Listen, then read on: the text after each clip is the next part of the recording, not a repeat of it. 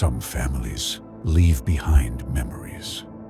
Others leave behind evidence. In an attic, in a box no one was meant to open. A writer finds home movies that should never have been filmed. Each reel is a record of a family erased and the shadow watching from the corner. But once you press play, it doesn't stop watching you back. This is Sinister. Before we begin, a quick warning.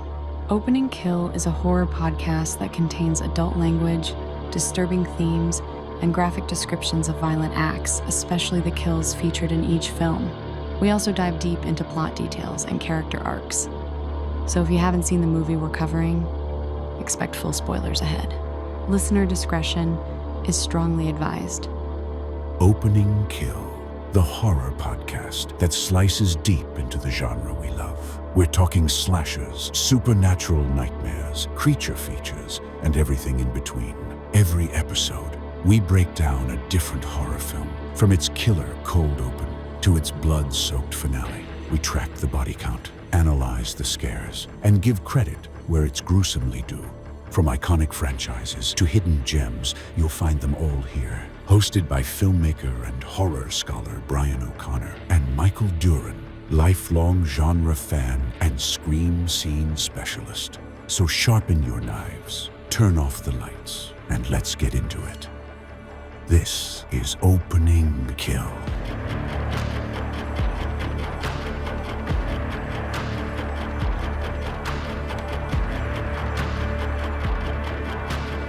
Welcome to Opening Kill. Hopefully you're fully digested at this point from the Thanksgiving holiday. I know I'm just getting there, finally. My name is Michael Duran, along with my co-host, Brian O'Connor.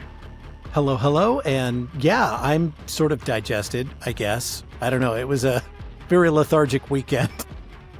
Dude, my brain, like my body's digested everything, but I still feel like my brain is just like in a fog, like a turkey coma almost. Yeah. Because turkey does put you to sleep. It's a little scientific and I certainly didn't want to go back to work today after the long weekend, but I did it. Same. Yeah. I did not. I was originally going to work on Friday, and then I just woke up on Friday. I was like, yeah, I'm not going to do that. I took the whole full 4 days off. So nice. Yeah, going back was not fun. No, never is. It really isn't. It's kind of bullshit, for being real. I mean, adulting in work is overrated, I think. I think if you can find a way to not adult, you're living the dream, actually. Totally agree. Well, welcome to Opening Kill, the podcast that talks about all things horror, episode 44.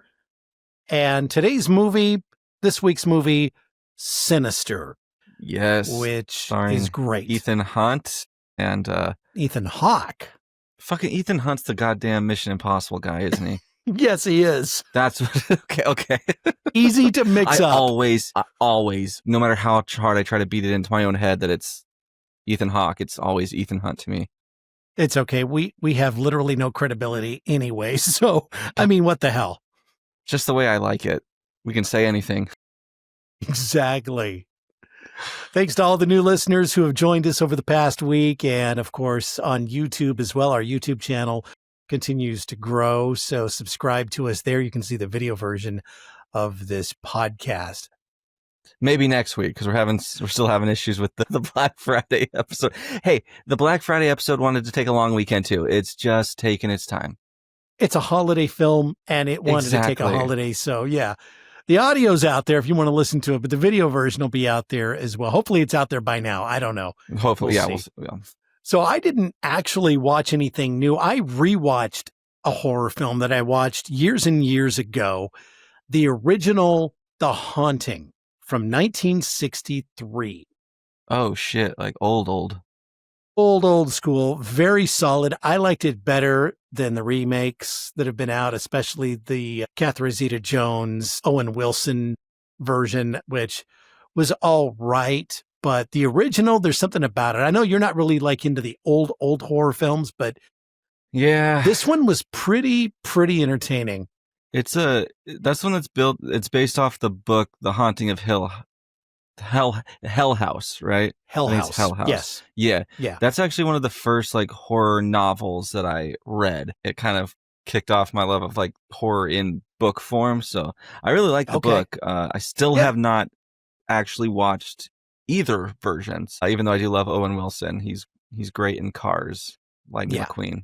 He was good in The Haunting. It just was kind of a different take on it, which I wasn't real big on. And I know it got panned by critics when it came out as well, but the original was actually pretty damn good.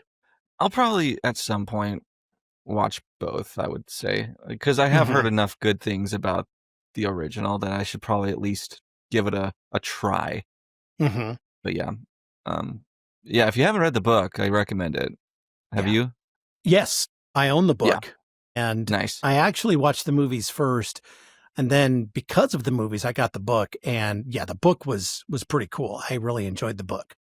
It had like a cool little like almost twist ending, and I'm sure for the time it was very groundbreaking. Yeah, I think so. It's actually, you see some movies and stories recycled that exact type of twist to this day, so I think it was kind of cool to see something that old be so groundbreaking. Definitely. Yeah, I didn't watch any new horror movies besides obviously rewatching Sinister, but I did watch the Jim Carrey The Grinch, and I do have to say something. I'm one of the people who love that version, and I do think Jim Carrey deserved an Oscar nomination for that role. It is so iconic. Like, it's one of those that I think is better with time. Like, I don't know.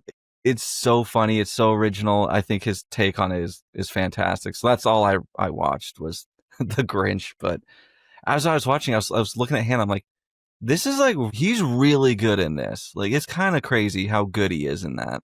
I agree. And what's interesting is to see Taylor Momsen, Cindy Lou Who, go on to become the lead singer and founder of the Pretty Reckless hard rock band. And now she's out there, in these skimpy clothes and costumes and doing her thing, strutting her stuff on stage. And you kind of feel dirty watching, watching her in The Grinch now when she's a little child actress. But Cindy Lou, what are you doing? Cindy Lou. No, and she just did a cover of the song she sang in the movie. I think this year she finally leaned into that and put out the Pretty Reckless version of Where Are You Christmas. So it's pretty good stuff. And she just reunited at some event with Jim Carrey, which was pretty special to see the two of them together after all these years. It's kind of crazy how old that movie actually is. Like when you get a visual representation of just how old that movie is. I know. Fuck. Pretty crazy. Well, let's get into Sinister. Now, you brought up a great trivia fact at the end of the Black Friday episode, how, according to science, this is the scariest movie ever made. Mm-hmm. And the Science of Scare Project is who put this report together, and it's pretty interesting. They monitor heart rate and heart rate variance during horror films of people, and they have repeatedly ranked Sinister at the top for causing the most significant increase. They did a study back in 2020 that showed this, and watching Sinister increased from an average resting heart rate of 65 beats per minute to 86 BPM, 32% increase. And one jump scare caused the average to spike all the way to 131 beats per minute, which is pretty crazy. When we get to that jump scare, I have some thoughts on it. I don't understand the love. I don't think it's that good. Okay. It's good, but it's not. I don't even understand how this is the scariest movie according to science. I think it's a good movie. I think there are so many others that legitimately are scarier, but I mean, hey, you can't argue with the science, I guess. I may have to disagree with you on that. Oh yeah? I think it is one of probably the scariest movies that I remember seeing. Now, between the two of us, the number of horror movies we've seen is in the thousands. I mean, it's ridiculous. But this one has always jumped out. I mean, I'm sure there's other ones that are up there. And I will say, just looking at the list on the Science of Scare, the other ones in the top 10, Host is number 2. There's a movie called Skinamarink. I don't know if you've ever heard of this. God, that It's a shitty Canadian- art house fucking piece Yeah. of shit. It's a Canadian experimental horror film that came out in 2022. It's ranked number 3 on this list, followed Insane. by Insidious, The There we go. Conjuring. Yeah. Hereditary. I think Insidious is the scariest one to me. That one legitimately, It's every pretty time I damn watch good. it scares I me. would put it above The Host. I would put it number 2 if you're going to The Host is crank not it up The there. Host is that one that's like the little river monster thing, right? Yeah. Like that. Yeah. Yeah, that is not a scary movie. It's fun. But this is science, so it must be It's true. science. I'm a science denier, I guess. Hereditary was followed by both Smile movies. Number Okay, 9, I can get down The with that. Exorcism of Emily Rose. Interesting. And number 10 was Talk to Me. So interesting. Yeah. That's a very like, and I fear is so subjective. So it's like, It it's is. impossible. It's impossible for all of those to hit with every person. Right. But I think Smile for sure deserves it. Insidious, absolutely. And then even like, I think the first Conjuring is legitimately a scary movie. Mm-hmm. Oh, it So, scared me. That was Yeah. still to this day. I mean, it's right up there as one of the scariest modern day horror films, I think. Mm-hmm. Yeah. I think James Wan is brilliant with his camera work and everything. So yeah, I think. Yeah. Definitely deserves Well, it. Just the Facts on Sinister, directed by Scott Derrickson, written by Scott and C. Robert Cargill, released October 12th, 2012, runs 109 minutes, rated R. They filmed it in LA and New York. Stars Ethan Hawke, Juliette Rylance, Fred Thompson, James Ransone, Michael Hall, Diodario, and Claire Foley. Thing was made for $3 million, which is fairly cheap, and made almost $83 million at the box office. And brilliant tagline, once you see him, nothing can save you. I mean, It's good. what more do you need to say? Nothing can save you. So you're fucked. Right. I think. And I mean, totally. And in honor of Ethan Hawke's character, who drinks a shit ton of whiskey when he starts seeing things in this movie, cheers. I have my whiskey that I will be consuming throughout the entire podcast episode tonight. So, and by the way, Cheers. drinking it the correct way, neat, not on the rocks. So there you go. Oh, you're like that song. You like your whiskey neat. Well, the ice waters it down, so you don't want that, right? See, you don't I'm drink whiskey. I'm a little baby boy when it comes to whiskey. I'm like, ooh, that doesn't taste yummy. Whiskey doesn't taste yummy. Yeah, there's no sugar in this. No, not at all. There's nothing. Let's stick to a White Well, Claw, please. Just a quick summary of the movie. True crime writer Ellison Oswalt moves his family into a home where a murder took place, and he discovers a box of Super 8 reels in the attic. By the way, he doesn't tell his wife that this Dude. was actually a murder house. It's one of the most iconic moments in this whole movie when she finds God. out. Yeah, I know. Each film shows a different family being killed in increasingly disturbing ways, all connected to a mysterious figure lurking in the background. As Ellison digs deeper, he realizes the murders span decades and are tied to an ancient pagan entity called Bughuul, who preys on children. And that's kind of where we get into this here, and his whole family now starts to get haunted. So, yeah. So, and it kicks right off. Like it kicks off with our opening kill. It's the opening scenes. yeah, so let's just go ahead and do this. The opening kill. Yeah, I think this, for me personally, this is the most disturbing Super 8 film. I think it's just a family in hoods, like little bags over their heads, with nooses around their necks, standing next to this tree. Super fuzzy and grainy footage, and then all of a sudden, one of the branches snaps, which causes them all to rise up, and you just see them wriggling and like fighting, and there's 2 children that are the victims, so that just adds so much to it. This is the most disturbing part in this entire movie, and it's the first 2 seconds. It's crazy. This is easily a butcher knife. This is a fantastic way to open a movie. It's horrifying, legitimately horrifying, and just so disturbing, and ugh, yeah. Butcher knife all the way for me too. And there's 4 kills here. So our opening kill is actually opening kills 1 through 4 already. Like you said, about 2 seconds in, it's one of the first images we see, which is very disturbing and kind of sets the tone for this entire movie. Mm-hmm. No, I remember the first time I watched this, I was like, okay, and we're in it. Let's go. But yeah, it's gross. You feel so gross with this one in particular for me. I think it's the kids. Like, this is the one where you legitimately see the kids dying, and it's gross. It's not something you see in a horror film every day where they show the violence toward the kids.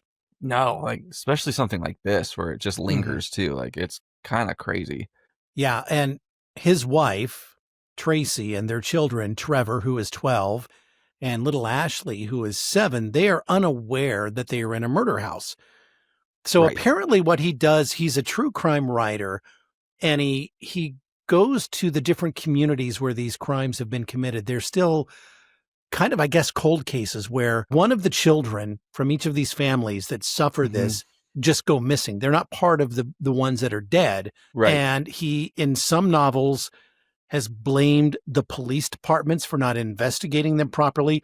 And in fact, the movie kind of opens where they're moving. They got the moving truck and they're moving in, and the sheriff shows up and basically tells him, you should probably leave. You're not welcome here. I'm not a fan of your work, and this is all bullshit. And the fact that you're moving into this murder house is so sick and demented. I don't even understand why you would do this. And there's also a deputy, though, that shows up with the sheriff, who we'll meet more later, who is like total fanboy. Yeah. Wants the autograph, wants, and the sheriff looks at him like, you've got to be kidding me, right? Yeah. So like, it's Ethan Hawke. I think he specifically chooses cases where there, like you said, something doesn't feel right. I mean, I think it's even mentioned like one of them helped get the person who was charged with the crime off. Like he investigates these cases that some things just feels off. And he moves to those communities. So he's now moving to this one, which is the kill that we just saw with the families getting hung in the yard. Yeah. The sheriff's not very happy to see him. And the wife, actually, she's the one who points out that the sheriff's here, and she tells him, please be nice. I don't want to get a ticket for driving 5 miles under the speed limit this time. So clearly he is not very friendly with the police officers in each of the towns that he's going to. And they've obviously had issues with police harassing them in the past. That's pretty clear by this scene. Yeah. Yeah. And the wife, it's funny, like the wife says to him, tell me we didn't move 2 or 3 houses down from a murder house. And he just looks at her and he says, no, we didn't. And it's like, dude, you're going to try and she's going to find out here eventually. She's going to run into somebody in town that's going to let her know.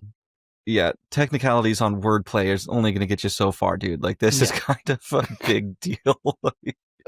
and they have 2 kids that are going to school in the town. Like, it's going to come up.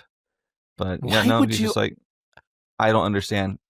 Because she wouldn't have moved there if she knew. So I think it was just like one of those where he just had to tell her. It's also very heavily shown that the family's kind of over it. Like, they're over moving to these different towns. Like, they're kind of sick of his career. They're still supporting him because they love him, but it's something that's taken a number on the family. So they would have definitely just not moved if he would have told them. So I think he just had to, I guess, do what he thought he needed to get him there, but it's fucked up. Like, God. Well, and they're in financial straits because they have 2 mortgages, one on the house they just left and now this house. And so he needs a best-selling book to get them out of the hole. There's a very heartbreaking scene during this time here where they're moving in, and it's after the sheriff leaves, or maybe it's right before he shows up. But anyway, his daughter is an artist and she paints, and she's allowed to paint these murals and these images on her bedroom wall only, but nowhere else in the house. And he walks in and she's very sad because she doesn't want to be there. She didn't want to leave her friends, her old school, and everything else. And he ends up making a deal with her that if they all decide they don't like it there, they'll move back home. But he says, here's part of the deal. You have to at least try and like it here. And she just looks so sad. Yeah, she doesn't want to be there. No one wants to be there. It's like I said, like they really show that this, just how hard this is on everybody in the family. Right. And I think they did a really good job of showcasing without having to show you every little detail of the past, like showing you where they're at right now and the damage that's been done. So yeah, I think they did a really good job with that. So they're moving in, and in the attic, he goes up there and there's a lone box sitting in the middle of the attic. And he also sees a scorpion. Yeah. Which we'll find out later that is something else, but he ends up killing the scorpion.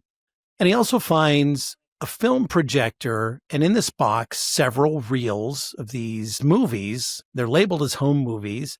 And so he brings everything down, and that night he starts to watch these home movies, and it's footage depicting multiple families being murdered in different ways. These were all difficult to watch, and I think we're just going to group these all together and do all these kills here because he watches them back to back. I mean, after I saw the first one, I would have been like, okay, maybe we should rethink this whole scheme. I mean, it's brutal. Yeah, and like he never questioned why they're there. Like as soon as he saw, like he could have been like, okay, fine, maybe the family left him. And then once he saw what they were, there's no way in hell he's like, the police missed these. Like these are clearly something is going on. Because there's the one that we've already seen, the family getting hung. Then there's one where it's everyone's locked in a car. Oh my gosh. It's lit on fire. That was the Martinez family, and those are kills 5, 6, and 7. And you see these gas cans that are, I think, full, that are sitting next to the bodies, and they're all taped up in duct tape and just laying there in the car. And you see the flames, and it's like, oh, damn it, getting burned alive. I mean, oof. It's not. It's fun. These are all legitimately creepy. I do think they're very unsettling. They feel very real, and it makes you feel very icky inside. And then like another one is another one that's I think is probably the second creepiest. It's the pool party. This one, so I can swim, but I wouldn't say I'm the strongest swimmer. And this is like a kind of a phobia of mine a little bit. I mean, I will swim in a pool, but I will not go out into the lakes or oceans just because I've seen too many of these movies. This one legitimately scared me. Yeah. I mean, you see the family like duct taped to these like pool chairs, and they're all on a rope, and then you see like them just get pulled in to the pool, and they just drown there at the bottom of the pool. And is it right now where he sees Bughuul for the first time? I think, he sees it. Yeah, he thinks he sees them immediately. So he sees this person just standing there in the bottom of the pool, and he pauses it, and he's like, "What the fuck?" And he goes to like look closer at it, and that reel just then catches fire.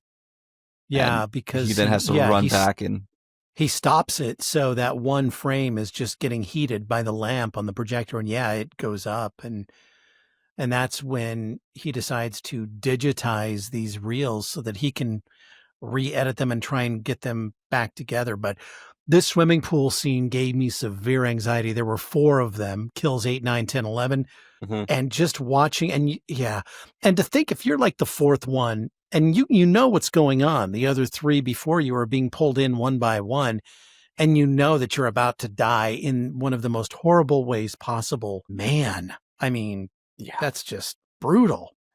It's crazy. And then and then he doesn't see all of them at this point, right? Okay, right. So there's a couple more later that he watches, but I also just love the names on the reels. Like this pool one is called Pool Party. Yes. And I think like the car fire was called Family Barbecue. I mean, those were pretty classic. It's fun. You can tell like Bughuul's got a fun little sense of humor. So he's drinking like me. Tapes. He's downing his whiskey on the rocks, And he's drinking faster and faster and pouring more and more as he's watching these reels. And it's crazy. The next reel he comes to, it's the Miller family, and they get their throats slit while they're tied down to their beds. And there were 3 kills there, 12, 13, and 14. And there's there's a chihuahua in this one of the scenes where the chihuahua's right next to the mom and the dad tied up, and it's kind of like growling.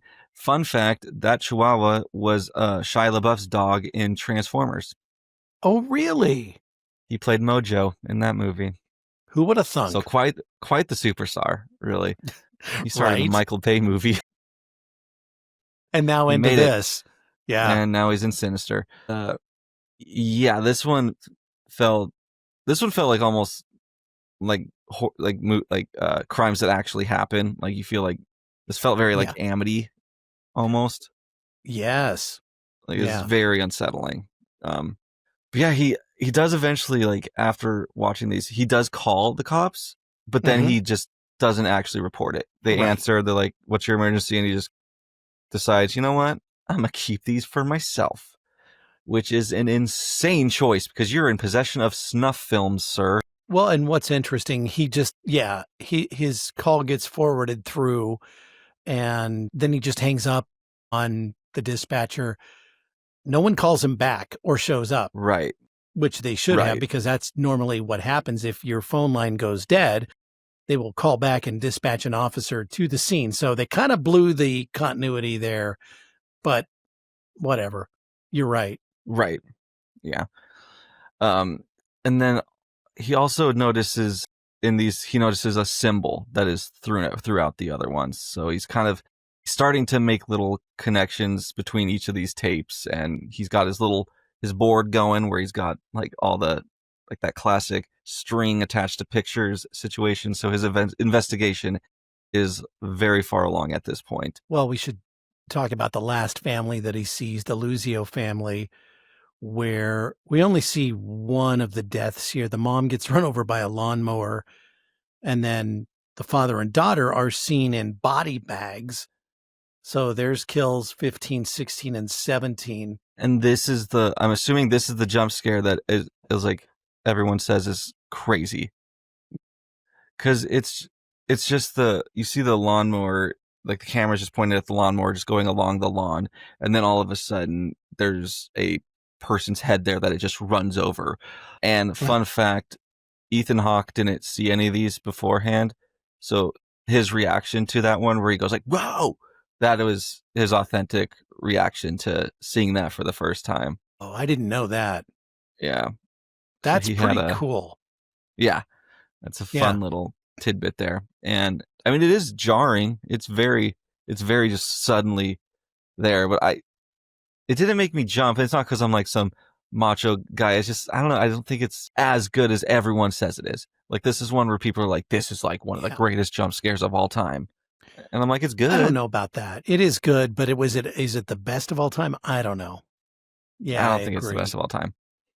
But it is. It's good. Like, I'm not trying to take anything away from it, but I do feel like science is being a little bit dramatic with this movie. So he goes back up to the attic, and he discovers a king snake inside a film canister, and because he hears like footsteps. He hears someone's walking up there. Yeah. So during his investigation, he's like, okay, what the fuck is going on here? So he goes up there and he sees the lid just in the middle of the floor. And so, yeah, he flips it over and there's a snake just under there, which is disgusting. I hate snakes with a passion. I know they serve an important part of like the ecosystem or whatever, but no, kill them all. And he also finds childlike drawings illustrating the murders on the inside of this canister lid. And the drawings reference a figure named Mr. Boogie. It shows in all of these families we just talked about, it's a drawing of all the bodies, how they were laid out in the murder. And then another person sketched named Mr. Boogie. And so Ellison accidentally falls through the attic floor as he's trying to get away. And a deputy responds to the emergency call and offers to assist him. Ellison, as you mentioned earlier, refers to him as Deputy So-and-so. And Deputy So-and-so is one of the best characters in this movie. He's the one that was at the beginning of the film that wanted to get the autograph of him and brought a copy of one of the books, and the sheriff just looked at him and shamed him into putting it away and everything. So he comes in, and how he brings it up is so funny, because he's like, you know, at like the end of the books where you're always just like, I couldn't have done this without like the help of the police department. I could be that for you. Let's not be subtle or anything. Yeah, no. Yeah, he's like, you know that thing at the end where you think, he's like, the acknowledgement? He's like, yeah, like, I want to be your police helper here. And I mean, he takes him up on it because he needs all the help he can get. So he's like, sure, you know what? You can be that for me, Deputy So-and-so. And that's what he calls him throughout the whole movie, which is also fun. So he gives Deputy So-and-so an assignment. He needs the addresses of all of these other murders that he's seen. And the deputy ends up delivering. And, you know, we learn that the murders occur in different cities over several decades, beginning all the way back in 1966. And then in each case, a child actually disappears. So the family is killed minus one child who just disappears. So everyone, they know now that every single one of these has a one missing child. So they're kind of starting to put the things together. And that's also something Deputy So-and-so says. He's like, I'm not like the smartest guy, but I recognize like a pattern. So do you want to tell me a little bit more what's going on? Exactly. And also he replays some of the footage from when he fell, and he notices there's little ghost hands all over him. Yeah. Which would freak me out. Right. And also one of his, throughout this stuff that's going on, his son actually starts having night terrors again, which is something that he had outgrown. He hadn't had them in a long time, and he's now just started to have them, and they're worse than they ever were. So you can kind of notice the family is now being affected by whatever is going on with this investigation. It's now kind of seeping into every single member of the family.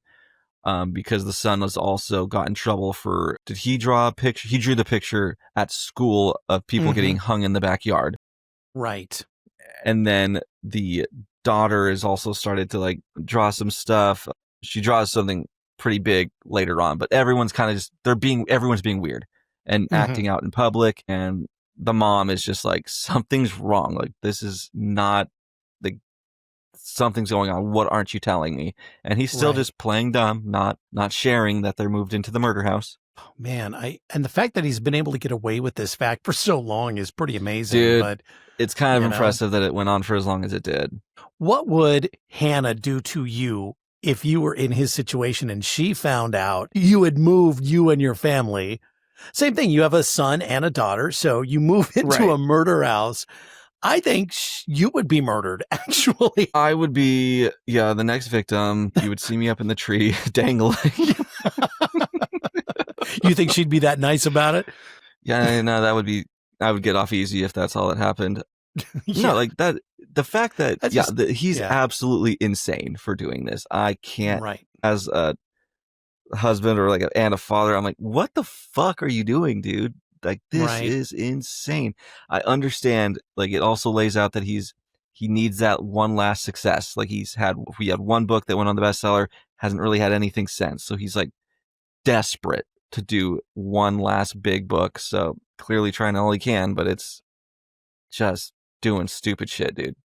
Mm-hmm. We also find out that these families are all linked together in some way. And you know, the Stevensons, who were the family that was hung, they had previously lived in the Millers' former home. They were the ones that had their throats cut. And so Ellison, on the advice of the deputy, contacts Professor Jonas. He's an occult expert who identifies the symbol that they're seeing as connected to Bughuul. And Bughuul is this ancient Babylonian deity believed to target children and consume their souls. And Jonas is the one that actually comes up with the theory that these murders may be ritualistic rather than the work of one individual. Right. And it's also explained that Bughuul works through images. That's kind of how he targets people and gets them to go under his influence. So I mean, showing up in the video recordings, all this kind of stuff is kind of all making sense as to who he is. And a fun little fact about Bughuul is the design for him was actually discovered online. They were originally they're going to have him look like Johnny Depp's Willy Wonka, believe it or not. Like that was their original idea. And they're like, that's probably be a little bit silly. So they just like looked in Reddit or something like that for horror images. And someone had drawn a picture of Bughuul and they're like, that's what we want. So they paid that guy like a little bit of a design fee and they just straight up took that image and created their own costume for it. So the filmmakers didn't actually design Bughuul. It was some random artist on the internet. Oh my God, that's hilarious. Yeah. So their daughter Ashley is painting images of Stephanie on the walls. Now, Stephanie is the girl who was with the original family that got hung. She was not hung. She just disappeared. And she states that when her parents are asking her, why are you doing this? And she says Stephanie speaks to her because she used to live here. And that's what cues his wife into knowing that now they're in this murder home and all hell breaks loose. She tells. This is a great scene. Oh my God, it's very uncomfortable. So Ashley is told to go to her room, shut the door, and Tracy, the wife, storms out. And so Ellison follows, and then they get in this big confrontation. And basically Tracy says, you're putting your career in front of the safety of your family. And he tries to justify everything. And he's playing semantics so much in this argument. You're like, come on, dude, just own it. Like, you have to just own this. Like, he's like, no, technically you didn't. You asked if we moved in down the street. Like, he's like, no. Just be like, yeah, I fucked up royally. Yeah. We'll get you out of this house immediately. And he also tries to be like, well, the murders didn't happen in the house. They happened in the backyard. She's like, and you think that's what he said. Oh my God. And he's also just like, it's not like they had to like clean blood off the walls or anything. Like he's just trying to spin it like it's just no big deal that a family of 4 was casually hung in the backyard. Right. And I do love that the branch is still broken on that tree. They didn't clean that out. Yeah, they never did take care of that. You would have think they would have brought in arborists to, I don't know, maybe clean up that tree, maybe take that tree out altogether, right? Probably should have just pulled the tree out, but they didn't. And throughout this investigation, she's pissed. They're in a horrible spot now because he just can't really let go that he made a horrible choice. But also throughout his investigation, you've noticed there's this one scene that I kind of hate, and I think it's supposed to be such like a oh my God moment. It's when there's an image of a ghoul on the screen, and the image looks over at him and then looks back. I think it's really cheesy. Oh my God. See, I liked that actually. You did? It was kind of, I mean, I've seen that effect in other horror films, but I actually liked that effect. Okay. I don't know what it is about it. I'm just like, it's like Bughuul's just like casually playing little tricks that no one sees. Like, what is the point of doing that? It's not like he saw it. So I'm like, what? I don't know what. That's one of those scares that's like, well, it's just for the audience. And I'm like, well, I won't. Yeah. I happen to like it. I thought it was pretty cool. And it was like, oh, and then he turns back because he senses some movement and he turns back. And at that point, Bughuul is already back into the original position he was in to begin with. So, and speaking of sensing movement, there's also a scene because a lot is happening where it's hard to piece it together exactly when it goes down. And there's one scene where he is like doing a search of the house at night. Oh yeah. And you see all the ghost children just like, and they'll be right behind him. And then as soon as he turns, they'll like go into a separate room. So he always just misses them. But my favorite one is when he's walking down this long hall and you just see this kid like behind him, like right here. And the kid just starts sprinting towards him. And then as he turns around, he just tapers off to a separate hallway. I think that's one of the best scenes in this movie as well. I think it's so eerie, just how he sprints towards him. And he's just missing him. Every time he turns his head, they just got out of frame. I think it's really effective. We'll talk about this more at the end, but that's my favorite scene in the film, to be honest. And because you see every kid and they all have a different little moment.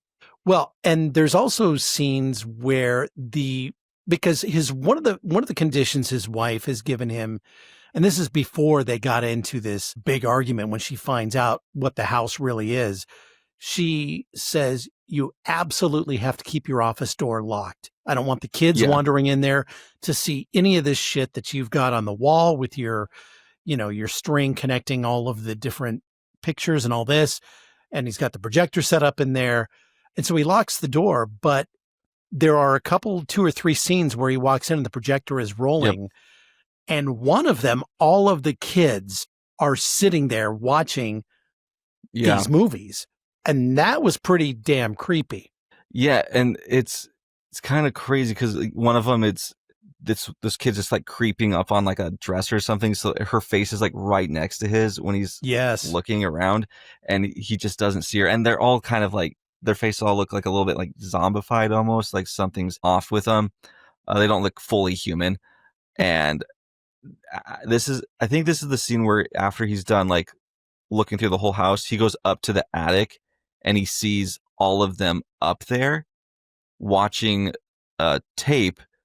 Yeah. And he sees just Bughuul right there on the screen. And then all of a sudden, Bughuul dips down right next to his face. And that causes him to fall down all the way off the ladder. And I think this is where he decides he's had enough finally. He's like, okay, I think we can move because this is getting too crazy. Also, Professor Jonas sends additional info indicating that the images associated with Bughuul, including that symbol, plus a scorpion, which we saw at the very beginning, a snake, and a dog, were believed to allow Bughuul access to the mortal world. So, oh, that's right. We forgot about the dog. There is a scene where his kid is sleepwalking again, and he notices him being a fucking little creep in the bush. Like his little eyes just wide open. God. He gets the kid in. And then when he goes back out to get the baseball bat that he had to, make sure nothing got him, there's this giant dog just growling at him. And he also doesn't notice that all the kids are behind him in that scene too. So now we had the scorpion, the snake, and now the dogs, the 3 omens of Bughuul's apocalypse, I guess. Ellison ends up destroying the projector and he burns the films in a burn barrel or a burn pit in front of his house. And you're right. This is where he's had enough. He's like, okay, we're fucking out of here.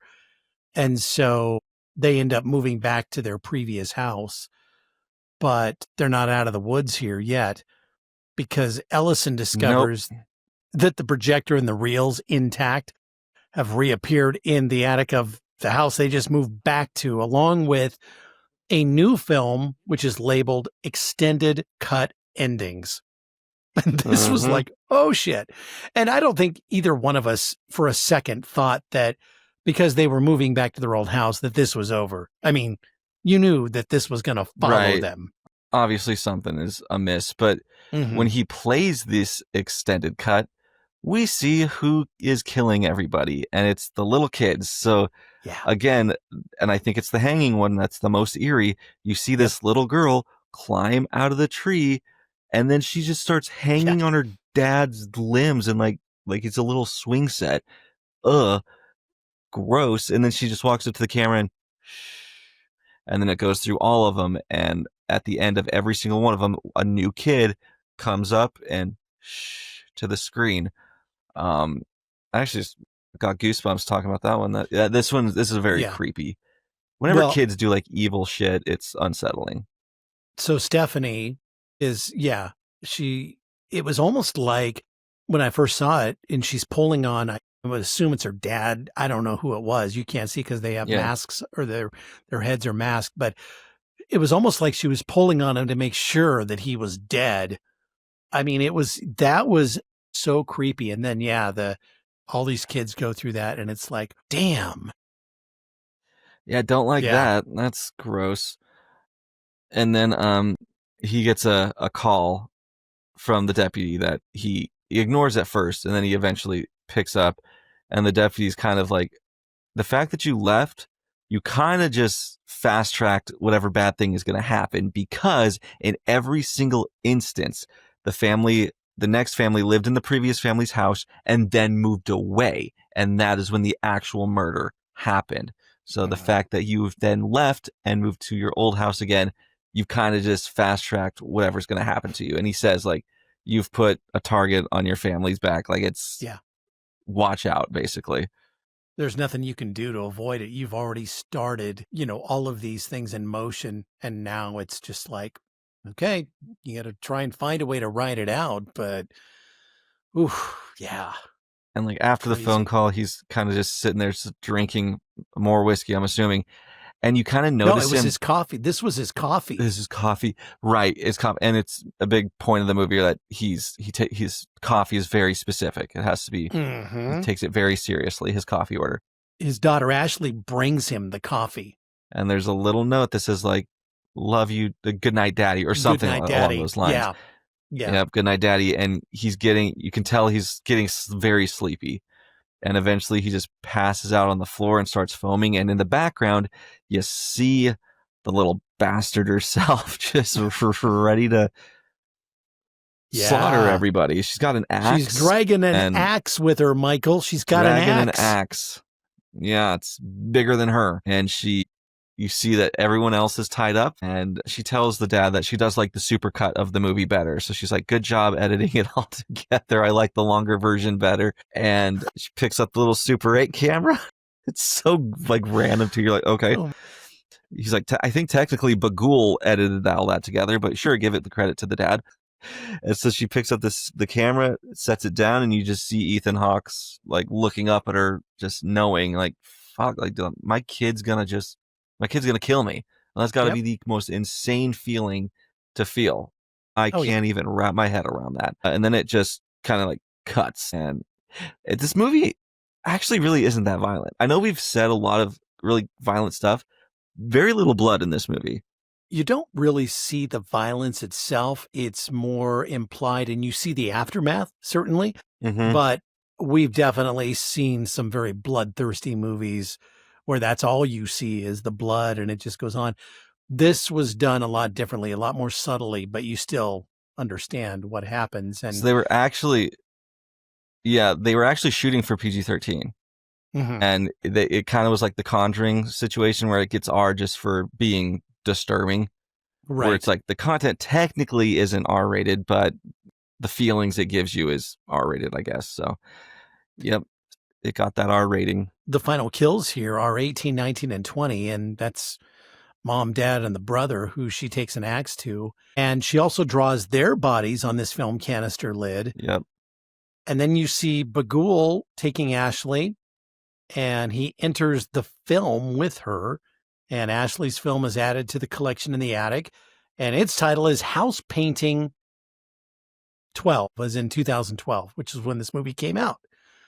And then there is a hallway that has a bunch of blood on the wall. So I guess that's the fun little painting that was done. And Bughuul's carrying her. Yeah. And he's like just carrying her, and then he just walks off with her.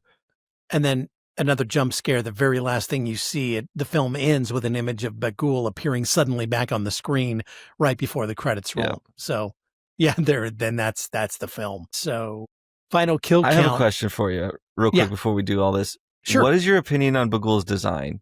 I liked it. It was, at first it looked like Bughuul is in a mask, kind of like they did with Scream, but a more serious version of the mask. And then you start to wonder, well, maybe it's not a mask. It's, I don't know. But I did like the design of it.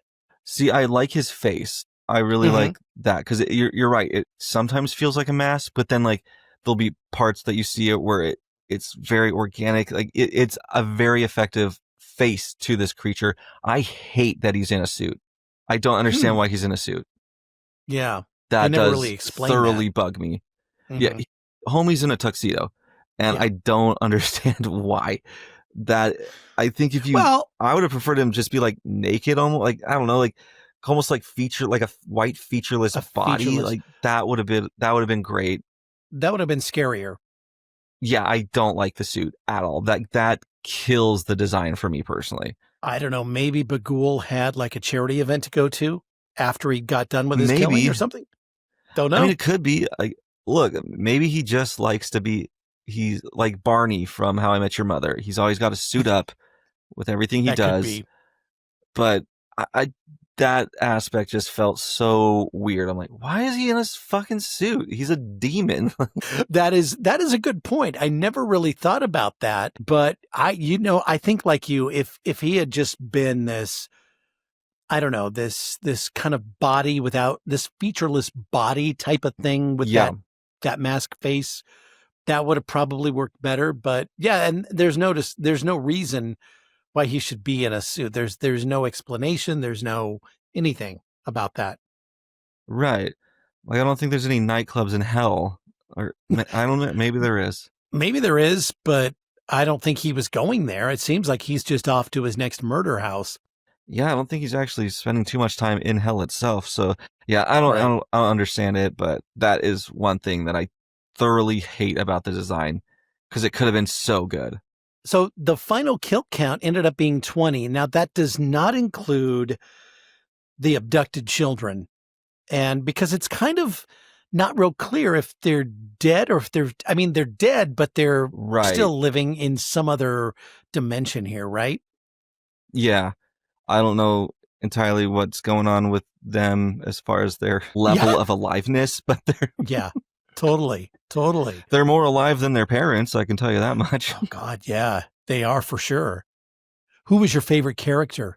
Oh, easy Deputy so-and-so. I think he is so funny. His because one of my favorite lines in this whole movie is when he's talking about like the footsteps he heard in the attic. He's like, it couldn't have been a snake because snakes don't have feet. Yeah. That's right. He did say that. He's like, I also saw a scorpion earlier. He's like, well, those do have feet, but I don't think it would have been loud enough for you to hear it. He insisted it was raccoons. He's just a silly squirrels. Yes, he squirrels. Thought it was That's squirrels. what it was. Yeah, he's like, I think it's squirrels, but like that whole scene was just so funny, and I like that he was the comic relief, but he's also like thoroughly efficient at his job. It's not like he's this bumbling officer who can't do anything right. Like he gets all the information he needs very quickly and efficiently. So I just love him. Deputy so-and-so is my favorite, and I like that he doesn't have a name. He was mine too, and I agree with you. It's kind of funny because when you meet him, and he actually later in the movie, you meet him at the top of the movie when he's got the, he wants to get an autograph. The sheriff shuts him down. Then he comes back later after Ellison falls through the ceiling. He's such an awkward geek fanboy. He's almost uncomfortable to watch, but and you think he's just going to be this idiot deputy, but he's got it together. And because later when he gets all this information, he's relaying it in a very intelligent manner, and his ideas are very there. And it's like, he just went from being this total geek to this, like, I don't know, somebody who's very on it. And and there's also this line where he's talking about how he would have got it to him sooner, but he had to wait for the sheriff to leave. So he's not only getting all this done quickly, but he's doing it on very limited time because he can't just do it throughout his day because the police department is not okay with him giving this information out. So he's having to be very sneaky about it on that end. He's like really fucking good at his job. So I really like that they made him so efficient. I love the fact that he's sneaking around behind the sheriff's back because the sheriff just was a prick. Yeah, he sucks. Fred Thompson was the actor. He was a Hollywood icon for so many years, and then he got into politics, became a congressman, but he plays those really tough as nails characters. And I think this was probably one of his last films because he passed away, I think not too long after that, but he was the perfect character for that sheriff because, it was just like kind of pissed me off the way he was talking to Ethan Hawke's character. Yeah, no, he sucks. And I don't think he had to act too much because it seems like that's kind of how he was in real life. Kind of seemed that way, yeah. My favorite kill, just because of the way it affected me, was the swimming pool kills. And it just really, really kind of killed my soul a little bit watching this. And it was like, oh my God. So those probably my favorite kills were those ones in this movie. That's fair. That's my second favorite kill scene. The opening, the family hanging is probably my favorite. Feels like a weird thing to say in this instance, but it affected me the most. Right. It affected me negatively and made me thoroughly uncomfortable and squirming. So let me ask you this, Michael. Do you think you had that reaction to that scene because you're a father now and you have two young children, as opposed to maybe when you first saw this movie and, you didn't have any kids? Yeah, no, for sure. That was because when I did first see it, like it didn't stick out as anything like that crazy. And just even, the first scene, just watching that happen, it was totally different this time around. Okay. And everything about it, even like every decision Ethan Hawke's character makes in this was amplified for me because now I do have like a family with children. I was like, dude, what the fuck are you doing? Like, come on. Yeah. It made it really kind of hard to root for him for sure. It's interesting because I don't have any kids that I know of, but even I had that same reaction to him, really kind of risking the safety of his family to write this book. And all of the excuses he came up with, trying to defend his decision just didn't fly with me. No, they're so selfish. Like everything he's doing is so self-serving. It's crazy. Yeah. Yeah. So my favorite scene in this movie, as I mentioned earlier, was the scene where Ellison is cruising through the house at night and these abducted ghost kids are running behind him, around him, and he doesn't see them. He gets a sense of something there when he'll turn around, but they're gone. But I think that's probably my favorite scene in this movie. It was just, I like the way it was done. Yeah, I think that might be mine, but I'm going to do a different one just to be different. It's a scene we didn't talk about. It's one where Ethan Hawke has a picture of this landscape, and there's a tiny little picture of Bughuul in the background, and he's holding up to his window. And then when he takes that picture down, Bughuul is in that exact same space out in his yard. And I think that was a really fucking good jump scare. So my favorite scene is probably the one you mentioned, but I'm going to go with this one as a second option just to talk about it because we didn't get around to it while we were talking about the movie. It's really effective. That's pretty good. We really don't have a final girl or a final boy score here. No one really survives this thing. How screwed are we? I would say I would be totally screwed in this situation. I would make all the wrong decisions.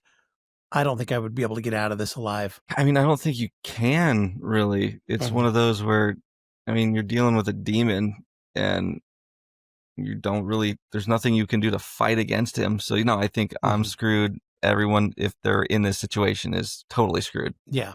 What do you give this for a star grade? I think I'm going to do like 4 stars. Like it's really, really good. I do hate to say it's a little bit overrated because I do think it's really good. But with it being crowned the scariest movie of all time, I think you do have to take a step back and be like, is it though? So I'll give it 4 instead of 5. I'm actually going to give it a 5. I think it's one of the scariest movies I've ever seen. I loved everything about it. There were a few things that were a little bit over the top, but I would give it a full 5 stars. I don't give those out too often, but this one, it really was a scary film. And, I know that you got the science. We talked about that at the top of the show, how it is one of the scariest ever made. I tend to agree with that. I think there's others that are right up there with it, but I just think they did pretty much everything right here for the most part. So I give it a full 5 stars. Fair enough. It's a really good movie. So that's fine with me.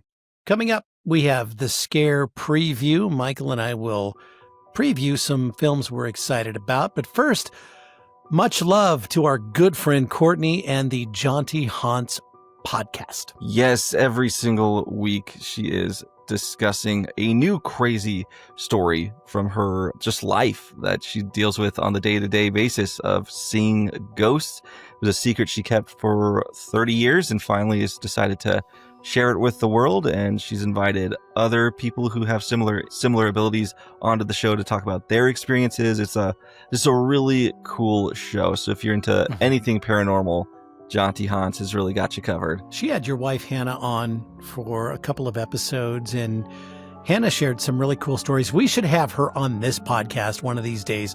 I don't know who will watch the kids, but, but we should have her talk about some of this stuff and tie it into some of these movies that we've seen too. But it was fascinating. Yeah, no, hers was really cool. And she actually told me that she has a relative that was in the original Pet Cemetery. So if we cover that one, she should be on for it. Yeah. Well, we should just do that. Yeah, we'll pencil it in this season. I know we'll find a spot for it. But we will find a spot for that. I'm note to self, Pet Cemetery. You're talking about the original Pet Cemetery. Yeah, like the TV movie one. The TV movie one, or actually the movie one? Wasn't it a TV movie? No, it was like a theatrical release movie. Okay. Well then, yeah. It just maybe the 80s, that one. Yep. Yeah, it was back I want to say it was like 85, 86, somewhere in there. Yeah. So, well, no, we definitely, in fact, the book is behind me too. So we definitely need to get Hannah and talk about Pet Cemetery. So, yeah. Add it to the agenda. Perfect. It's on there. So, right on. So, anyway, back to Courtney. Make sure you check out Jonty Hans. It is the premier paranormal podcast and very entertaining. Courtney is just so cool, and the stories that she has, I mean, they're just fantastic. And so I highly suggest, if you've not checked out Jonty Hans, do so wherever you get your favorite podcast. All right, so scare preview time, and Michael and I picked movies that we're kind of excited about. So mine, I don't think we're going to have a match this week, Michael, because Michael and I don't discuss these ahead of time.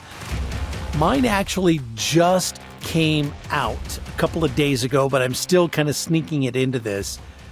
It is a Swedish horror film, so you have to read the subtitles on it. I have not watched it yet. It is called From Darkness, and directed by Philip W. De Silva. The cast, all Swedish actors who I've never heard of before, but I watched the trailer. And it's about a park ranger. She and her ex are investigating a missing woman's case in a Swedish nature reserve.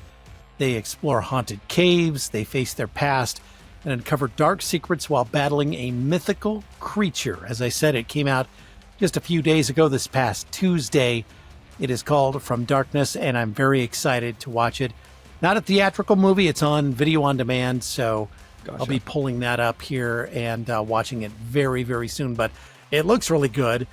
And if it's good enough, I don't mind reading the subtitles, but it's got to really kind of get my attention.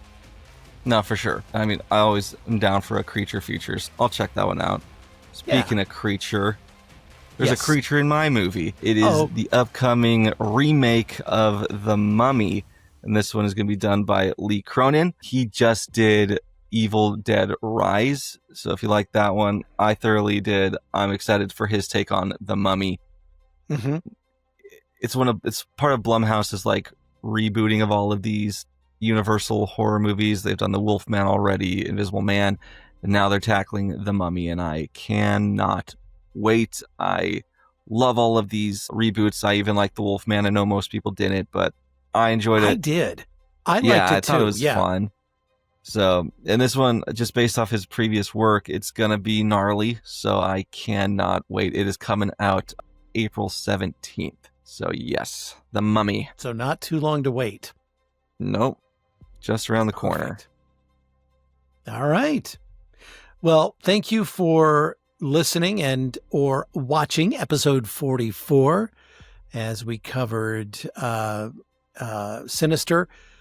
Next week, I think this is a movie you have not seen. It is Silent Hill from 2006. I have not seen it, so this will be a first-time watch for me, so I'm excited for those. I can't remember. Well, I guess Black Friday was that, but usually I've seen these movies before, so I'm excited for another first-time watch. I watched this one originally way back, and then I watched it, I think, again last year. I wanted to see it again, so I'll watch it again for the episode just so I'm up to date on it. But I will not tell you my opinion on it until we get into the episode, because I'm bad about doing that. Got to stop doing that. Let the tension build for the next week. But Silent Hill from 2006 is next week's episode. So yeah, join us for that. Yes, and subscribe wherever you get your podcast, Spotify, Apple Music. We're on all of those. Also, check us out on YouTube. You can subscribe there. There's the regular version and the video version of the podcast on YouTube, so pick whichever one you like. Mm-hmm. And if you have a movie recommendation, go ahead and shoot us an email, openingkillpod@gmail.com. Perfect. So we will see you next week with Silent Hill. I'm Brian O'Connor. I'm Michael Duran. And we'll see you next week. Opening Kill is produced by Mystic Cloud Productions and hosted by Brian O'Connor and Michael Duran. New episodes drop every Thursday wherever you listen to your favorite podcasts. And don't forget, you can watch the video versions on YouTube. See you next time. If you survive the opening kill.